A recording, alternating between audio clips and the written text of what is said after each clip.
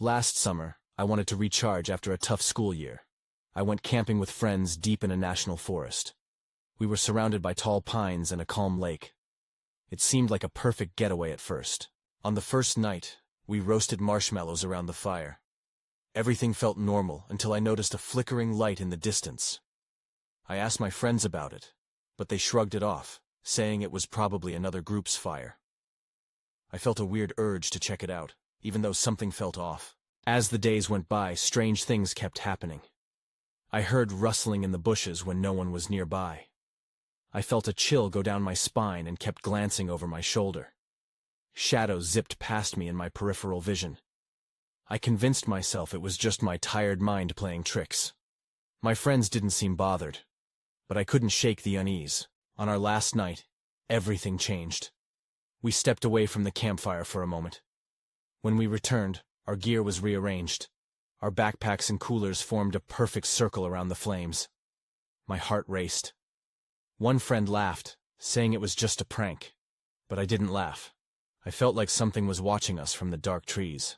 I tried to calm myself. Maybe it was just adrenaline and excitement making me jumpy. But that feeling didn't fade.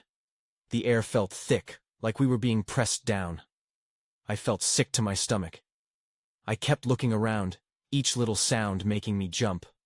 The wind whistled through the trees, and I could almost hear whispers in it, like someone was trying to talk but couldn't get the words out. I looked at my friends, but they seemed completely oblivious. That night, I lay in my tent, unable to shake the feeling. I heard noises outside, but I told myself the forest was just settling down for the night. Still, sleep didn't come easily. I listened to the creaking branches and wondered what was real and what wasn't. Then I woke up suddenly. It felt like someone was watching me.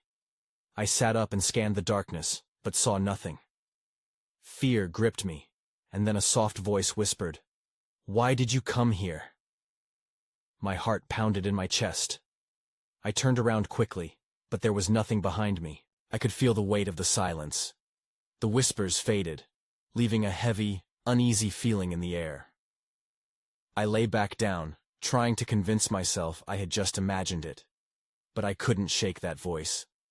Why did it ask me that? I didn't sleep at all after that.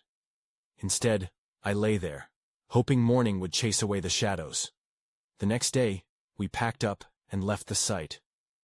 But I couldn't help thinking about that voice, the flickering light, and the odd way our gear was arranged by an unseen force. Even now, I can't explain any of it. I just hope I never have to return to that haunted forest again. As we drove away from the forest, an uneasy feeling settled in my stomach.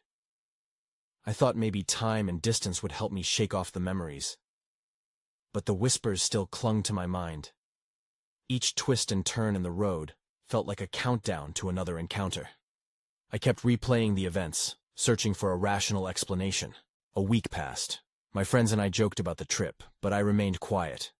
They excitedly shared stories, while I just smiled and nodded, feeling like an outsider among them. Something inside me was shattered, and I didn't know how to fix it. That Saturday, I decided to take a walk in my neighborhood. I needed some fresh air. The sun was shining, but it felt oddly dim, as though a thick cloud hovered just above me. I walked down the sidewalk, hoping some normalcy would help me. But as I passed the local park, I noticed a flickering light out of the corner of my eye. I froze. Cautiously, I turned toward it. My heart raced as I realized it was like the light I had seen in the forest. I stepped closer, peering among the trees bordering the park. The shadowy figures of branches swayed gently, and I felt that familiar chill run down my spine. It wasn't just my imagination. I could almost hear whispers again, calling me from somewhere within the thicket. Was it possible I was losing it? I took a deep breath, convincing myself it was just a trick of the light. But then I saw it again. A bright flicker, just like before. This time, it was steady and seemed to pulse like a heartbeat. I stumbled backward, my instinct screaming at me to run.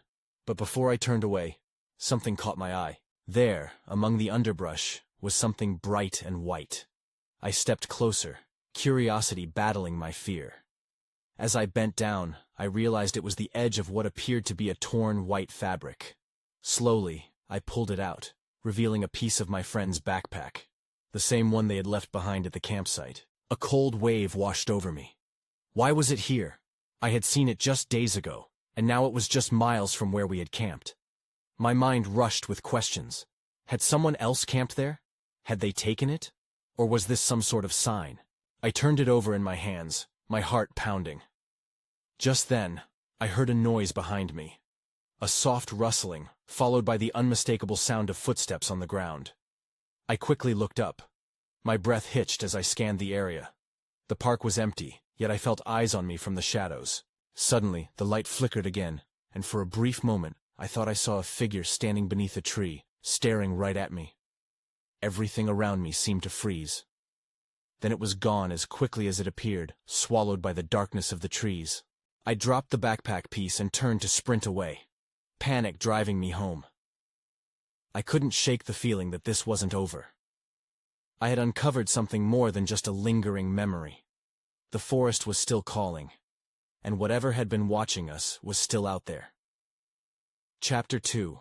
I spent the entire night tossing and turning. The whispers haunted my thoughts, mixing with the image of that flickering light. I wanted to talk to someone about what I'd found, but I didn't know how to explain it. What if they thought I was crazy? The next morning, I couldn't shake the dread. I felt like I needed to know more. So I grabbed my phone and sent a message to my friends, the ones who had gone camping with me. "Can we meet up? I need to talk." They agreed to come over. I tidied up the living room, trying to look normal, but my insides churned. They knocked on the door, and I led them inside, putting on a brave face. "What's up?" Jake asked casually as he flopped onto the couch. The others followed, and I could see their eyes scanning my face for signs of trouble. I found something yesterday," I started, hesitating. "At the park." "Oh, did you pick up trash?" Sarah joked, nudging me gently. I took a deep breath. "No, it's about the trip. About the backpack." Silence followed. Their playful expressions faded, replaced by concern. I quickly showed them the torn piece of fabric. "This was in the park. I don't understand how it got there." "What the hell?" Jake said, leaning closer. "That's from my pack. We left it at the campsite." I nodded. "Exactly. And I saw the light again. That same flickering." "Dude, are you sure you weren't just imagining it?" Mark chimed in. "It's been a week. We all have stress from the trip." "No, I swear it was real," I insisted, my voice rising. I didn't want to be perceived as paranoid, but they needed to understand. "I feel like something is watching us. It's like those memories are alive or something." I watched their faces as worry settled in. Sarah frowned, twisting a strand of hair. "Maybe we should go back to the campsite? Find the rest of the pack?" "No way," Mark said, shaking his head. "That was some creepy stuff. We should leave it alone." They argued back and forth about what to do. I felt helpless, like I was losing them to some unknown force. I wasn't going back alone. That night replayed in my mind like a movie on repeat, and I realized I couldn't escape this. That's when the doorbell rang. It was unexpected. I walked over, my heart beating rapidly again. "Who is it?" Jake asked. "I don't know." I opened the door cautiously. Nothing. Nobody stood on the porch. I peered into the empty space, confusion washing over me. Just as I turned back, something caught my eye on the ground. It was a small, crumpled piece of paper. I picked it up, my pulse quickening as I unfolded it. My stomach dropped. It was a handwritten note. "You shouldn't have gone there." I felt the weight of unease crash back down. My friends gathered around, and I showed them the note. "What the hell?" Sarah whispered. I dropped it like it burned. "We need to figure this out," I said, a fiery determination rising. "Tonight," I added, glancing back at my friends. "We're going back." Chapter 3. That evening we loaded up the car with flashlights, snacks, and a sense of dread. It felt surreal. We were all a little on edge, but I couldn't back down from this now. I needed answers. When we finally arrived at the park, the moon hung low, casting eerie shadows across the dense trees. "This place still gives me chills," Sarah said, gripping her flashlight tightly as we stepped out of the car. The night air felt heavy, and I could hear the soft rustling of leaves. We walked toward the campsite I wished I could forget. My heart pounded in my chest. With every step, the memories of that night flooded back, screams, flickering lights, and a sense of being watched. I worried that we'd be walking right into whatever it was that had haunted our trip. As we approached the clearing where we had set up our tents, Jake kicked a rock. "Well, this is just great. I can't believe we're actually doing this."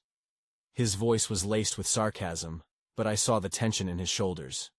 "Focus," I said, scanning the area. "Let's find my backpack." We spread out slightly, our flashlights flickering over the ground and trees. I kept glancing at the spots where I remembered things happening. The whispers seemed to linger in the air, just out of reach. Then I saw it. A flash of light between the trees, not unlike the one I had seen the first time. I felt a swell of adrenaline as I turned towards it. "Over there," I pointed, urgency in my voice. "Are you sure?" Mark asked, looking skeptical. "It could just be a reflection or something." But I couldn't help it. I had to follow it. I trudged through the underbrush, and the others hesitantly followed. The light danced ahead, teasing me. I felt drawn to it, as if it was calling my name. When we reached the edge of a small clearing, the light vanished. In its place, I found something even stranger. A small wooden box. It was weathered and partially buried in the dirt.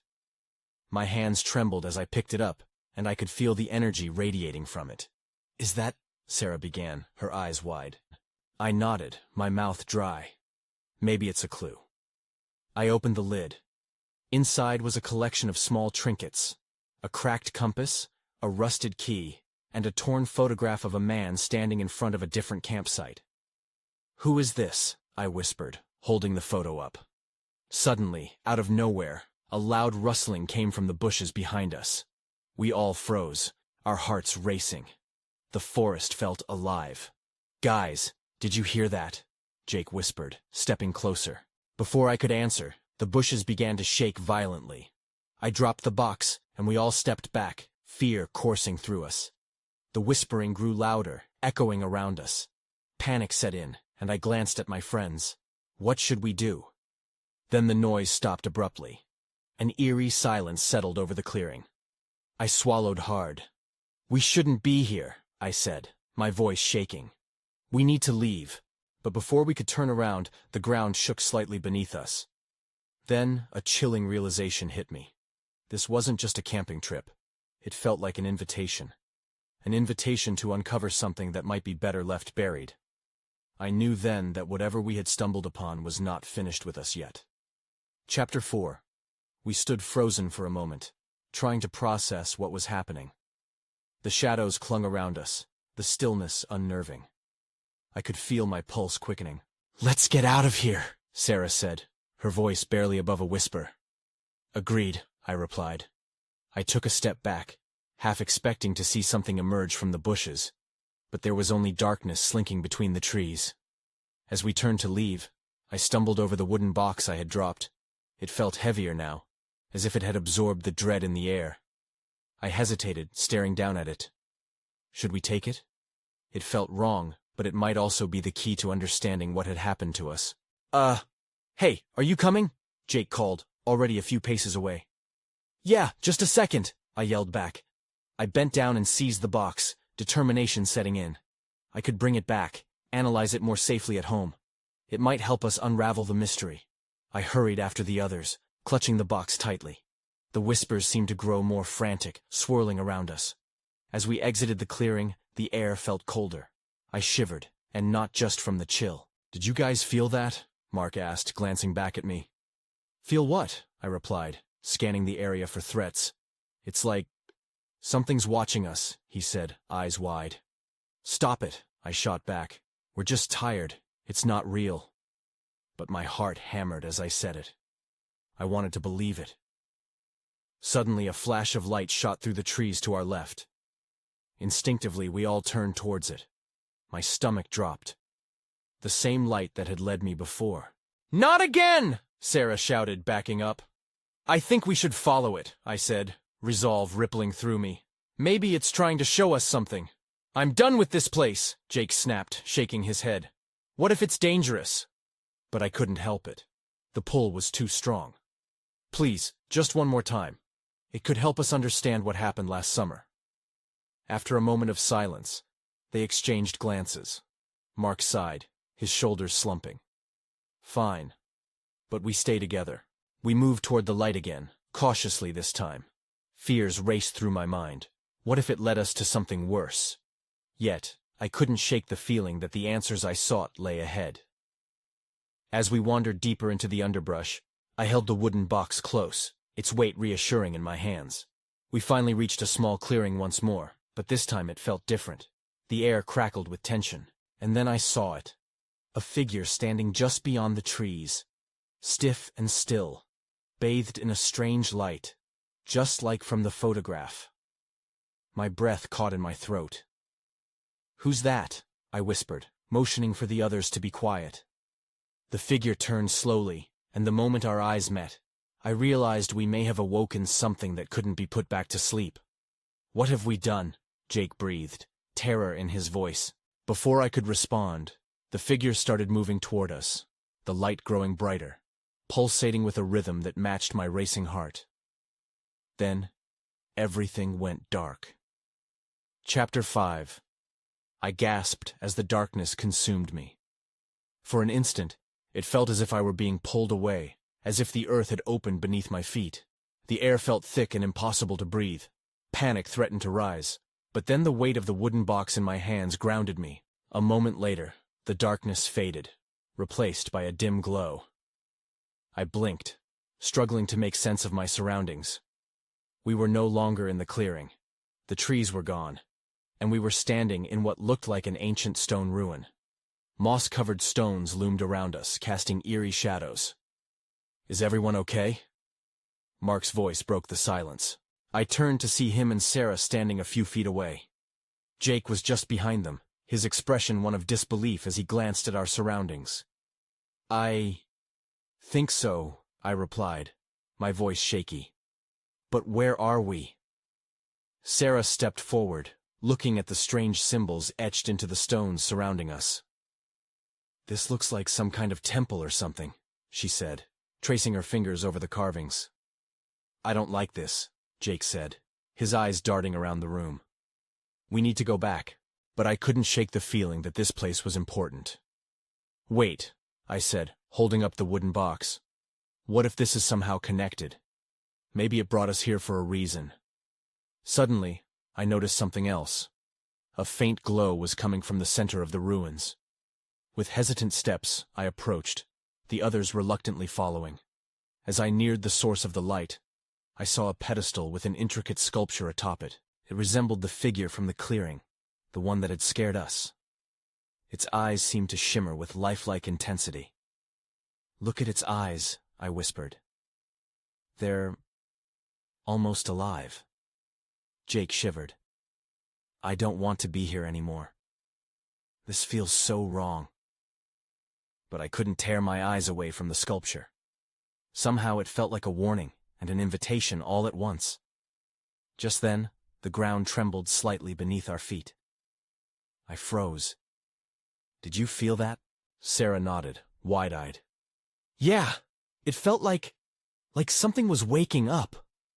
The glow intensified, transforming into a blinding light. I shielded my eyes as it grew stronger, and a deep rumble echoed through the ruins, shaking the very stones. Fear clawed at me, but curiosity compelled me to stay. Then, without any warning, the pedestal cracked. A pulse of energy surged through the air, and I heard a whisper, soft and urgent. It was calling to me. "Get back!" Mark yelled, pushing Sarah and Jake away from the pedestal. But I was rooted to the spot. "Wait! I need to—" Before I could finish, a dark figure emerged from the pedestal, engulfed by the light, its form shifting and growing. I finally tore my gaze away and turned to the others. "We need to leave! Now!" As we ran back the way we came, I could feel something watching from the shadows, something ancient and powerful. The wooden box rattled in my hands, and I knew we had just uncovered something we weren't prepared for. Then I heard it. The sound of footsteps following us, relentless and close. "Faster!" I shouted, urgency driving the words out of my mouth. What had we awoken? And what would it take to put it back to sleep again? Chapter 6. We surged forward, hearts pounding as we dashed through the ruins. Each step felt like the ground was pulling us back, as if whatever had risen from the pedestal was anchoring us here. I could hear the footsteps behind us, growing closer, and my instinct screamed at me to run faster. "Where are we going?" Jake yelled, panic thickening his voice. I didn't have an answer. I glanced over my shoulder and saw a shadow darting between the stones. It was pursuing us, swift and determined. "We need to find an exit!" I managed to shout back. The wooden box trembled in my grip as if it was alive, trying to break free. Then I felt a cold gust of wind sweep past me, sending chills down my spine. We veered left toward a narrow passageway that looked less obstructed. The walls were damp and reached up like a fortress around us. I could barely breathe, the atmosphere thick with fear. The glow from the pedestal was fading, but I could still feel its energy, pulsing in the air around us. As we reached the passage, it opened into a larger room. I stumbled into it, skidding to a stop. Just in front of me, carved into the wall, was a massive door, adorned with the same symbols I had seen outside, cryptic and swirling, as if they were alive. "Help me," Sarah cried, her voice echoing. I turned to see her struggling against the wall on the other side of the room, her back pressed against a vine-covered stone. Mark had stopped to help her. "Keep going!" I yelled, feeling torn. "I'll get her!" But just as I started to run back, the room shook again.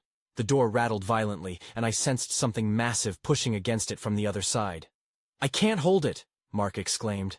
I felt a wave of urgency settle over me. "We need to do something!" I shouted. I could see the door beginning to crack, the symbols around it glowing fiercely. "Look," Jake pointed at the symbols. "Maybe if we can activate them." I stepped forward, adrenaline coursing through my veins. A desperate thought crossed my mind. I pulled out the wooden box, my fingers trembling as I flipped it open. Inside lay the small stone carving, the one that resembled the dark figure. The moment I held it up, the wall began to vibrate in response. The whispers returned, louder this time, swirling around us with a haunting melody. "What's happening?" Sarah gasped, her eyes wide with fear. "I think it wants something!" I shouted, my heart racing. I knew we were running out of time. The door's trembling grew stronger, the sounds outside louder. We were not safe here. We needed to hurry. That's when I saw it, a faint outline of another door, hidden in the shadows on the far side of the room, past where Mark struggled to hold Sarah. It seemed to pulse lightly with energy, as if waiting for us. "Over there!" I yelled, pointing. "Let's go!" With renewed determination, I rushed towards the door. But as I did, the shadows in the room flickered, and I felt the presence again, cold and heavy, creeping closer. Whatever had awoken was not going to let us escape easily. Just as we reached the threshold, a loud crash erupted behind us. The original door splintered apart, and a massive form surged into the room, its eyes glowing with an otherworldly light. I barely had time to react. I grabbed Sarah and Jake, yanking them toward the hidden door. The weight of the air, full of horror and unknown, pressed down on us as we pushed through. We stumbled forward into the darkness, the only light behind us now the burning glow from the creature's eyes. It wasn't done with us yet, and I had no idea what awaited us on the other side. What had we unleashed, and could we escape before it consumed us? Chapter 7. We tumbled into the next chamber, landing in a heap on the cold floor. The air was stale, filled with an earthy scent that mixed with our sweat. I looked around, trying to catch my breath, and noticed the walls were lined with strange carvings, similar to those we had seen before. "Where are we?" Jake whispered, squinting into the dim light. I pushed myself up, glancing back toward the door we came through. It was still intact, standing as a barrier between us and whatever had chased us. "I think it's some kind of underground temple," I replied. My voice shook slightly. "We need to—" Before I could finish, a sharp crack echoed through the room. The door began to tremble, and a faint, menacing growl reverberated in the air. The creature was already following us. "We can't stay here," Sarah said, panic creeping into her voice. I nodded, urging them to stand. We needed to find another way out. I noticed a peculiar stone altar at the center of the room, surrounded by tall, crumbling pillars. Something glittered on top. The faint glow was enticing and oddly calming amidst our chaos. I couldn't help but feel drawn to it. "Wait," Mark called, cautiously stepping forward. "What if it's a trap?" I hesitated. The last thing we needed was another danger. But even so, I stepped closer, my heart racing. As I approached, the glow pulsed softly, illuminating the intricate patterns etched into the stone. "What do you see?" Sarah asked, glancing nervously at the door behind us. I'm not sure. It's some kind of key?" I said, reaching out to touch the object. It felt cool beneath my fingers, and the moment I made contact, the patterns on the altar began to light up, sending waves of energy through the room. "Don't touch it!" Jake shouted just as I pulled back my hand. But it was too late.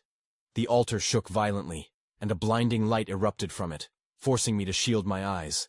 When the light faded, I looked around, heart racing. In place of the altar stood an ethereal figure, a translucent form that shimmered like the surface of a lake at dawn.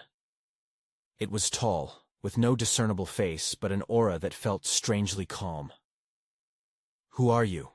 I managed to ask, taking a cautious step back. "I am the guardian of this realm," the figure intoned, its voice echoing through the chamber. "You have awakened forces you do not understand." "What forces?" Mark demanded, his voice shaky but emboldened. "We just want to escape." The guardian seemed to consider this, its form shimmering again. "You may go, but you must make a choice. The artifact holds power, but it can corrupt. Choose wisely, or face the consequences." "Consequences," I repeated, my mind racing. We were on the brink of disaster, and now I was faced with yet another impossible decision. Without warning, the ground trembled again. The creature that had chased us was relentless, its growl growing louder. It was coming for us, and we were running out of time. "Choose!" the guardian commanded, the urgency sharp in its voice. I looked at my friends, fear mirrored in their eyes. We needed to act fast, but the choice felt monumental. Do we take the artifact and risk our fate, or do we confront what was hunting us? Just as I made my mind up, the ground shook violently again. Another loud crash resounded, but this time it didn't come from the door. It came from below our feet. Then, everything went dark. Chapter 8. I woke up disoriented. The darkness pressed around me like a blanket. I tried to move, but my body felt heavy, as if I were stuck in mud. I blinked, but it was no use. I couldn't see anything. Panic surged in my chest, and I called out for my friends. "Mark, Jake, Sarah?" My voice cracked as I forced the words out. There was no response. Just silence. The uneasiness settled in my stomach like a stone. I didn't know how long I had been out, but I needed to focus. I forced myself to breathe, each inhale steadying the whirlwind inside me. Suddenly, there was a flickering light in the distance. I squinted, forcing my legs to cooperate so I could stand. The glow pulsed ahead of me, and if I was lucky, it might lead me out of this nightmare. I stumbled forward, the ground uneven beneath my feet. As I made my way, the light grew brighter, revealing shapes around me. The walls of the chamber rose high, adorned with similar carvings that had once been just a blur. There appeared to be passages leading to different directions. "Guys?" I called again, hoping my voice would guide them back to me. The light flickered again, and I moved faster, fueled by desperation. When I reached the source of the light, I realized it came from a small orb floating just above the ground. It looked almost like the artifact from before, but this one was less intimidating, more like a guiding star. I reached out to touch it, hoping it would give me answers, or at least a clue as to what was happening. As my fingers brushed against the orb, a rush of images flooded my mind. I saw the chamber where we stood before, but I also saw what appeared to be a large underground network filled with countless tunnels. Some were shrouded in darkness, while others glimmered with light. I was drawn to one tunnel in particular. "Follow this path," the orb whispered, a voice echoing through my mind. "Your friends await." The words sent a shiver down my spine. Could it be true? Did they find their way somehow? Without thinking, I took off down the tunnel, driven by hope. The walls shifted from rough stone to smooth tiles, each step echoing softly. The closer I got to the end, the more light surrounded me, until I finally burst through into another chamber. To my horror, I wasn't alone. There, standing amidst flickering torches, was the creature that had chased us. Its body was looming, grotesque, with yellow eyes pinning me in place. I froze, fear clawing at my throat. This was it. I was trapped. Then, I heard voices behind me. The familiar tones of my friends mixed with the echoes in the chamber. "Get back!" Mark shouted. I turned to see him and Sarah backed against the wall, fear etched across their faces. "Run!" I screamed, instinct taking over. I tried to step back, but the creature was already moving, lunging toward me, jaws open wide. Suddenly, the orb flared with light. A blinding beam shot toward the creature, hitting it square in the chest. It howled, a sound that echoed through the chamber, shaking the walls. That's when I saw it. A crack forming in the ground beneath the creature, expanding rapidly, and with it came a rush of air. I had to act fast. With no time to think, I raced toward my friends, the orb following behind me. In the chaos, I could feel the chamber shifting, and a new dread filled my heart. What new trap was this? As the ground beneath us roared, we stumbled back towards the orb, desperate for an escape. I looked back at the creature, and in that moment, I realized this wasn't the end. Whatever lay ahead, darkness or safety, we had to face it together. And then a sudden explosion erupted behind me, sending shockwaves through the chamber. Everything was about to change again. The ground heaved violently beneath us, the shuddering tremor throwing us off balance. I grabbed Sarah and Mark, our hearts racing in unison as we stumbled toward the orb's light. The creature unleashed a furious roar, trapped between us and the widening chasm in the floor. I didn't know what was happening, but the time for questions was over. The light must have been our only chance, as it pulsed around us like the heartbeat of the very earth. "This way!" I yelled, steering us toward the orb, which seemed to glow brighter in response. We dashed together, the ground cracking behind us, pieces slipping into the abyss. I cast a quick glance back. The creature's eyes glared at us, its predatory instinct finally catching on to our escape. It lunged forward, but the orb flared once more, creating a barrier that momentarily held it back. With adrenaline coursing through our veins, we propelled ourselves forward until we reached the orb. I reached out, its energy singing against my fingertips. As I made contact, another rush of images flashed through my mind. I saw glimpses of the tunnels, pathways leading to freedom, to light. "This way!" I shouted again, and the orb began to float, illuminating a narrow path in the darkness. "Go! Now!" Mark urged, his voice shrill. We couldn't waste this moment. We raced down the tunnel, my heart pounding as I led the way. The air felt charged with determination, a combo of fear and hope propelling us forward. As we ran, the whispers returned, swirling around us with urgency. I hoped they were still guiding us out.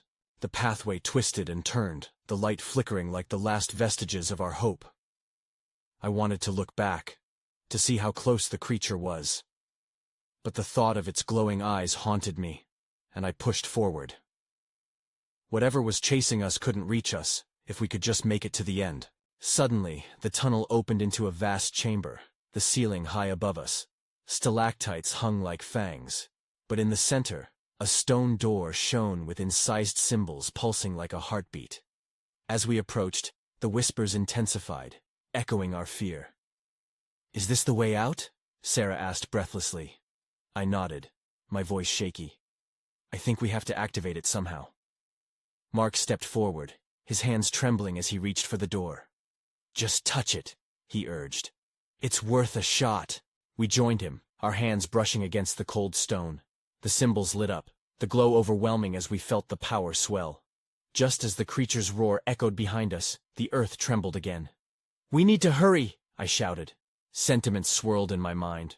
What had we awoken? What awaited us on the other side? The door began to ripple, energy thrumming beneath our fingers. Then, with a final shuddering stride, it swung open, revealing a blinding light spilling forth. There was no time left to think. We rushed through, and the moment we crossed the threshold, The world fell away behind us. I fell onto grass, the fresh air filling my lungs as we tumbled into the clearing outside. We were no longer in the underground structure. The forest surrounded us under the moonlight, still and serene. "We made it!" Sarah gasped, looking back. But as I turned, I felt a strange heaviness in the air. The whispers faded, but the energy of what had confronted us lingered. Yet the tranquility began slipping away. The flickering light I had seen before caught my eye, far off between the trees. A familiar chill ran through me, and the shadows shifted uneasily. "Is it over?" Mark breathed, his face pale. I hesitated. "I don't know." My voice trembled as I gazed into the darkness. The forest felt alive, aware. An uneasy knot tightened in my stomach. Who or what had we drawn forth in that underground temple? It was the feelings of being watched again, an unshakable tension threading its way through the stillness. The forest was silent, but the silence felt heavy with unanswered questions. From that night forward, the forest changed for me. I would often walk past it, staring at the treetops, wondering if we had truly escaped. Sometimes, late at night, I would hear whispers echoing back in my mind, a reminder of the shadows we had brushed against. I tried to convince myself it was just my imagination, that I had seen a trick of the light. But deep down, I knew that something had been awakened that wouldn't be easily forgotten. As I moved back into my ordinary life, part of me still lingered with the uncertainty, haunted by what I had just experienced. I wondered, too, if the figure was still out there, still watching, still waiting. And maybe some mysteries would never be solved.